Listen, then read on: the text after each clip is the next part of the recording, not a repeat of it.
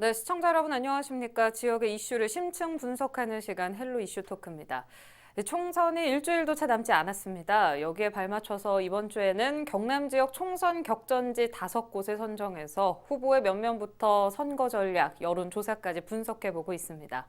오늘 역시 유권자분들의 해석에 도움되길 바라면서 네 번째 시간이죠. 창원시 진해구 선거구 살펴보겠습니다.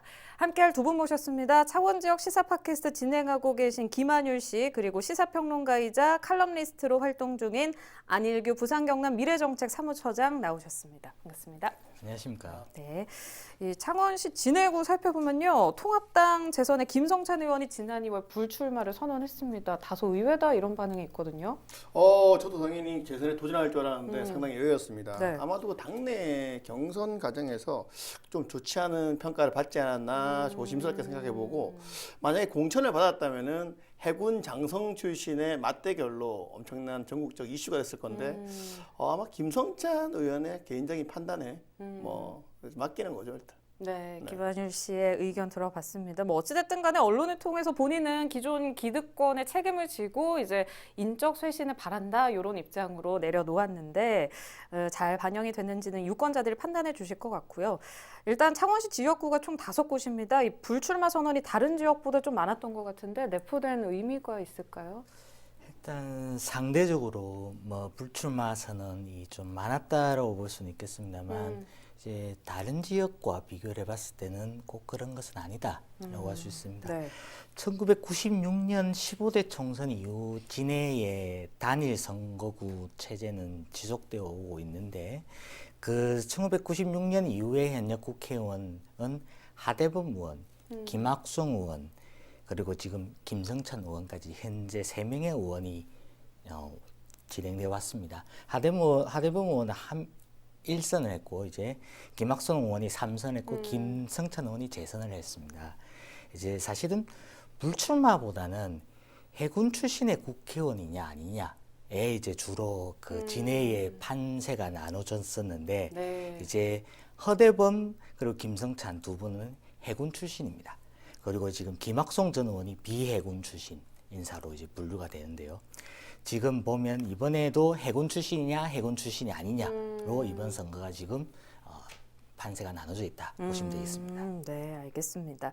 이번 총선 각 당 주요 후보들 한번 살펴보고자 하는데요. 김한율 씨께서 한번 짚어주실까요? 네, 일단 우리 더불어민주당의 한기철 후보는요 진해 출신입니다. 그리고 앞서 말씀드린 대로 네. 해군 출신, 그것도 해군 참모총장 출신을 지내면서 아덴만의 영웅으로 불리면서 이국종 교수님이 인정한 참군인으로서 해군으로서 잘 지내시다가 아예 그 이제 통영함 사건에 조금 휘말려가지고 군복을 벗게 됐죠. 그렇게 되고 이제 더불어민주당의 그 국회의원 진해구 후보로 나왔는데 어떻게 보면은 엘리트 코스를 밟아온 장본인이 아닌가 생각이 들고요. 네. 미래통합당의 이달곤 후보는요 이명박 정부의 행정안전부 장관 출신으로 18대 한나라당 비례대표로 당선돼서 활동한 적이 있습니다. 그리고 창원시의 대표 스포츠라고 할 수 있는 사격에 큰 공을 세운 바가 있는데 세계 사격 선수권 대회를 유치했고요. 아시아 사격 대회도 성공리 개최한 바가 있는 네. 창원 지역 내에서는 나름 유명세가 있는 그런 인물이라고 봐집니다. 알겠습니다. 지금 후보 지지율 여론조사 결과도 꽤 나와 있습니다. 이 4월 8일 발표된 결과와 이전 결과가 상당히 차이가 나는데요. 후보 캠프 유권자도 지금 혼란스러울 상황일 것 같은데 안 처장께서 좀 말씀해 주실까요? 일단 MBC 경남이 여론조사하고 KBS 창원의 여론조사가 지금 크게 두 여론조사가 나와 있는 상태인데 차이가 좀 있죠? 차이가 좀 있기도 하지만 네. 지금 근본적으로는 지금 두 방송사에서 지금 여론조사를 하고 있다는 것 자체가 대단한 상황입니다. 원래는 격전지로 분류가 되지 않던 지역구인데 네. 격전지로 분류되고 있다는 것 자체가 사실은 이례적인 케이스를 할 수 있죠. 물론 저는 작년 연말부터 아마 진해구가 격전지가 될 것이라고 봤는데 지금 이렇게 됐다는 것 자체가 진해가 지금 예전과는 다르다라는 모습을 좀 보여주고 있고 민주당이 이 상황이 좀 다르다는 건 상황을 보여줄 수 있는데 이건 아무래도 황기철 후보 본인의 지금 개인력 개인의 힘이라고 할 수 있겠다, 볼 수 있다고 봅니다. 영향을 예, 말씀하시는 그렇죠. 거죠? 예, 그런 상황에서 지금 여론조사 지금 나오고 있는 걸 추세를 보시면 네. 일단은 MBC 경남에서 지난 3월 29일에 KSOI 한국사회 여론 연구소라고 네. 하죠. 여기서 실시한 여론조사에 보면 이달곤 후보가 43.0%, 황교안 후보가 37.0%로 오차범위 플러스 마이너스 4.3%포인트. 네. 예, 이런 상황이고, 지금 KBS에서 여론조사 한 것도 보면 네. 황교안 후보가 45.9%로 앞서고 있습니다. 이달곤 후보가 상대적으로 앞서서 7.3% 앞서서 38.6% 차이로 앞서서 7.3% 앞서긴 한데 두 여론조사 모두 그 오차범위 내 접전입니다. 네. 이 말은 다시 말하자면 2%를 앞선다고 하더라도 혹여나 7.3%질 수도 있다는 얘기입니다. 반대로 말하면. 그래서 지금 오차범위 내에서 앞서는 거는 크게 의미가 없는 여론조사로 할 수 있는 거죠. 네. 그래서 두 여론조사를 조금 더 보자면 표본 크기는 500명 단위의 샘플이라서 크게 지금 여론조사로서는 조금 의미가 다소 떨어지는 샘플이라 할 수 있습니다. 원래 여론조사는 크게 한 1000샘플 정도의 여론조사를 보고 의미가 있다고 하는데 지금 최근에 여론조사들이 500샘플로 하는 것은 조금 의미가 조금 떨어진다고 보시면 대상자 되고요. 수가 너무 적다는 네, 말씀이시죠? 그렇죠. 네. 그리고 왜냐하면 오차 범위가 넓어지기 때문에 그런 부분이 있습니다. 그리고 무선의 경우에는 뭐 80%대 초반을 기록하고 있는 상황이고요. 그런 점에서는 조금 이런 부분이 있고, 그리고 KBS에서 조금 여론조사를 최근에 한 걸 보면 유선 조사에서 이제 표본 500이면 이제 유선이 10.2% 정도인데 의외인 부분이 이제 진보층이 그 전체 500 중에 진보층이 111명밖에 없습니다. 보수가 153에 중도가 179. 중도와 보수층이 굉장히 많고 그 다음에 진보가 세 번째로 가장 적은 편임에도 불구하고 황교안 후보 쪽이 성전을 하고 있다는 점에서 좀 이례적인 케이스를 할 수 있고요. 그런데 적극 투표층이 500샘플 중에서 402샘플이라 합니다. 그 점에서는 참 이례적인 케이스를 할 수 있다라고 할 수 있습니다. 네, 알겠습니다. 지금 후보 지지율에 대해 들어봤는데요. 관련 수치는 한국사회여론연구소가 MBC 경남의뢰로 지난달 29일 창원시 진해구에 거주하는 만 18세 이상 유권자 508명을 대상으로 진행했음을 알려드립니다. 유무선 임의 걸기 자동 응답 전화 방식이고요. 응답률 7.4%, 표본 오차 95% 신뢰 수준의 플러스 마이너스 4.3%포인트입니다. 또 한국리서치가 KBS 창원 방송총국 의뢰로 지난 5일부터 7일까지 4일 동안 진해구에 거주하는 만 18세 이상 성인 500명을 대상으로 유선 임의 전화 걸기와 세계 통신사 제공 휴대전화 안심번호 방식으로 조사됐습니다. 응답률 22.2%, 표본 오차 95% 신뢰 수준의 플러스 마이너스 4.4%포인트에 의거한 자료임을 고지해 드립니다. 자세한 내용은 중앙선거 여론조사 심의위원회 홈페이지를 참고해 보시면 될 것 같습니다. 네, 계속해서 이야기 이어가겠습니다. 안 처장님께서 두 개 여론조사 이렇게 비교를 해주셨는데 결과가 상당히 좀 당혹스러운 게요.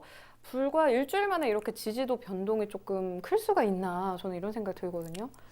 일주일 만에 클 수가 있나라 사실 대다수 분들이 이제 평범한 시민들이 보기에는 네.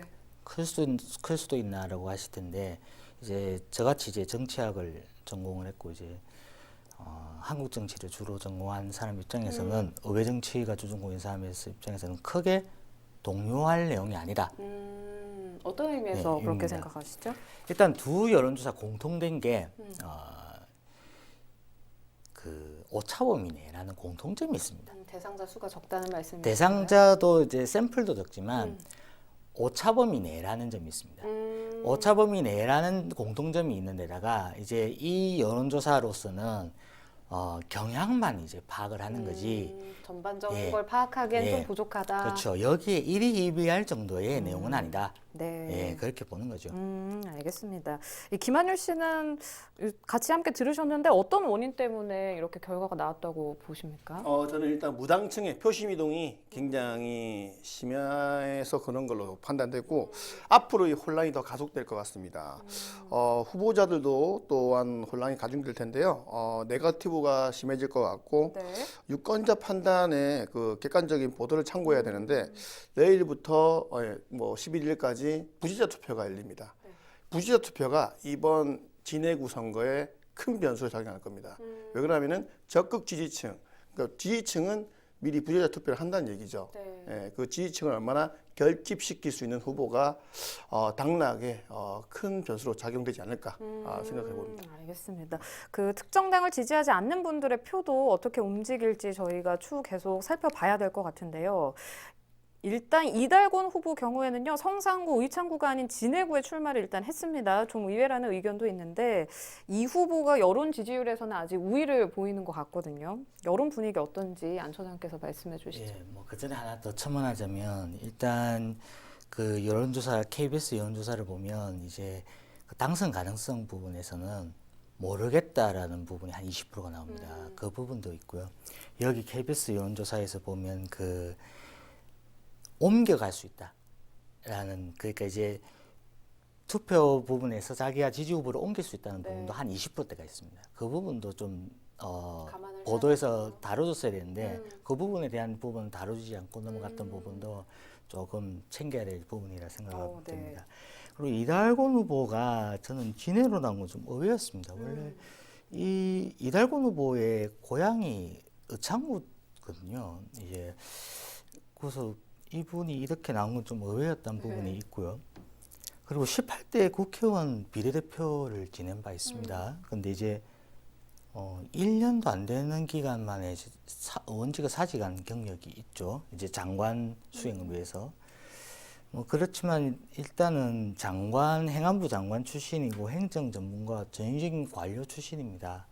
그런 점에서는 굉장히 그 사격 대회 앞에서도 나왔지만 굉장히 행정가로서는 굉장한 경험도 많고 그리고 이제 전형적인 엘리트 코스 서울대 하버드 출신의 전형적인 공직자 코스를 많이 밟았던 후보죠. 그런 점에서는 굉장히 이제 이분이 이제 여러 공약들 내세운 거는 진해에 와서 뭐 생각보다는 안착을 좀 빨리 하시는 것 같다라는 생각을 합니다. 그렇지만 이분이 뭐 좌파 정권으로 인해 나라 경제 무너지고 있다 이런 워딩을 쓰신 건 좀 놀랐습니다. 사실은 원래 이 관료 출신 인사들이 이런 그 정치적인 단어를 쓰는 거는 굉장히 꺼리는 편인데 좀 쉽지 않은 언행이라서 굉장히 놀랐습니다. 그런 점에서는 조금 이례적인데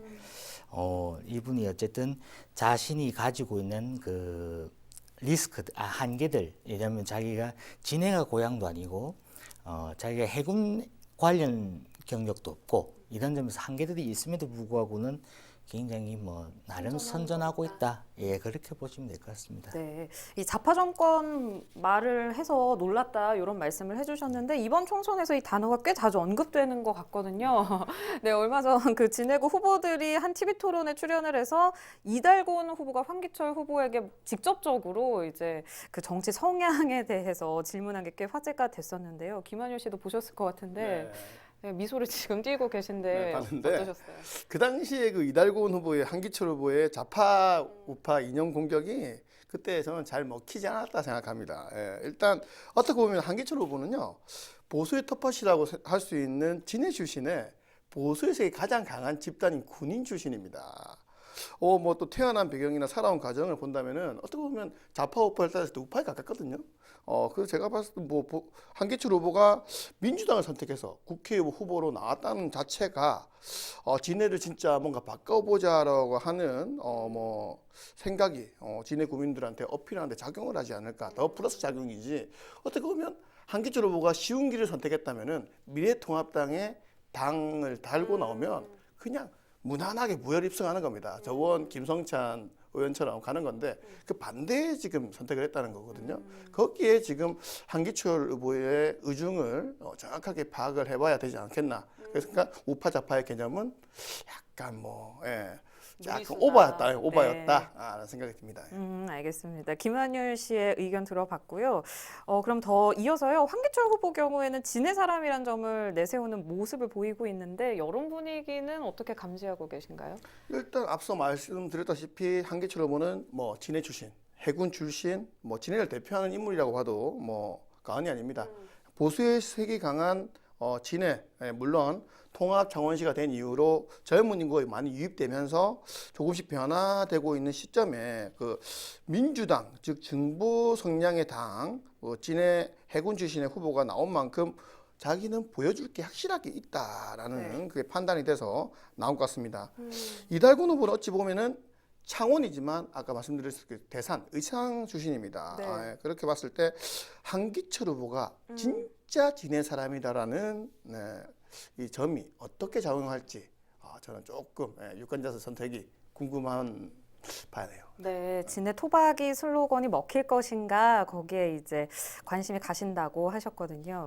이런 진해구 유권자들을 조금 혼란스럽게도 할 수 있는 게 책임 공방, 발전을 잘 시켰냐 아니냐 이런 데 좀 미묘한 견해차가 있는 것 같습니다. 지금 여론조사 결과를 봤을 때 민주당, 통합당 큰 차이 없고요. 아까 김한율 씨께서도 말씀하셨지만 무당층이 좀 더 있다 이렇게 보여지거든요. 그만큼 막판에서 뒤집힐 변수가 충분하다 이렇게 보여지는데 이 무당층의 마음을 돌릴 중요한 그 키포인트라고 그래야 될까요? 어떤 게 있을까요? 결국에는 이제 진해라는 지역이 이제 앞으로 이제 통합창원시에서 어떤 역할을 할 수 있겠느냐. 지난 10년 통합창원시가 이제 출범한 뒤로 10년 동안 진해가 딱히 이제 역할론이 없었지 않습니까? 그에 대한 비전론을 보여줘야 된다. 사실은 진해 최근에 보면 여러 현안들이 나왔지 않습니까? 운동 문제라든가 이제 여러 문제들이 나오는데 그에 대한 해법들을 사실은 보여줘야 된다. 이제 그런 걸 보여주는 국회의원 후보가 이제 네. 제대로 된 결론을 내는 국회의원 내는 것이 아니겠느냐라고 할 수 있겠습니다. 알겠습니다. 이 진해구 선거 진행 상황 보시면서 지역 이 시사 팟캐스트 진행자로 뭔가 느끼는 바가 있었을 것 같거든요. 지금 코로나19 때문에 선거에 대한 관심이 사실 조금 떨어지지 않았습니까? 유권자들이 이런 책임 공방, 정책 대결에서 어떤 결정을 내리는 게 좀 더 현명한 판단일지 개인적인 의견 좀 들어보고 싶거든요. 네, 일단 진해가 어제 다뤘던 그 마산 해원, 하포 이렇게 거의 뒤지지 않는 보수의 텃밭입니다. 저번 국회의원, 20대 국회의원 선거만 봐도 보수의 당, 새누리당 그리고 해군 출신 김성천 후보가 거의 무혈 입성하다시피 입성을 했는데요. 지금은 이제 상황이 완전히 바뀌었죠. 진보의 당의 더불어민주당 진해 출신, 해군 출신의 우리 한기철 후보 그리고 보수의 당인 우리 미래통합당의 이달곤 후보 비진해 출신이 붙습니다. 이렇게 봤을 때는 제가 봤을 땐 진해를 가장 잘하는 사람을 진해 사람을 뽑을 것이냐, 국정 운영이 뛰어난 우리 또 행정 전문가를 뽑을 것이냐, 진해 우리 국민들의 현명한 판단이 필요할 것 같고요. 이 두 후보의 또 공약 자체가 또 약간 다릅니다. 그 판단을 진해가 어떻게 하면 더 발전이 될 수 있는지를 유권자들이 잘 판단을 하셔야 될 것 같아요. 네, 알겠습니다. 끝으로 같은 질문 드릴게요. 안 처장께 짧게. 어떻게 유권자들이 판단해야 진해가 조금 더 앞으로 발전할 수 있을까요? 참 쉽지 않은 질문인데요. 일단 진해가 사실은 이제 통합창원시 안에서 이제 지금 어째 보면 굉장히 어려운 상황이 있습니다. 이제 진해가 이제 인구가 더 팽창하기는 쉽지 않은 상황이고 그렇다고 이제 지금 적정한 인구 속에서 현재 인구 속에서 이제 어떻게 그러면 적정한 발전을 어떻게 이룰 것이냐 그에 대한 좀 비전을 보여야 되는데 현재 양 후보들의 공약을 보면 그런 부분 좀 미진해 보입니다. 그래서 좀 그런 부분에 있어서 좀 더 뒤로 발전시키는 과정이 필요할 거라고 봅니다. 네, 알겠습니다. 여기까지 듣도록 하겠습니다. 오늘 김한효 시사 팟캐스트 진행자와 안일규 부산경남 미래정책 사무처장과 이야기 나눠봤습니다. 다음 시간은 마지막으로 김해시 을 선거구를 분석해 보겠습니다. 총선이 얼마 남지 않았습니다. 유권자 여러분 많은 관심 부탁드리고요. 유튜브 채널 헬로 경남 통해서 4.15 총선 관련 뉴스 및 대담을 다시 보실 수 있습니다. 네, 저희는 여기서 마무리하겠습니다. 시청해주신 여러분 고맙습니다.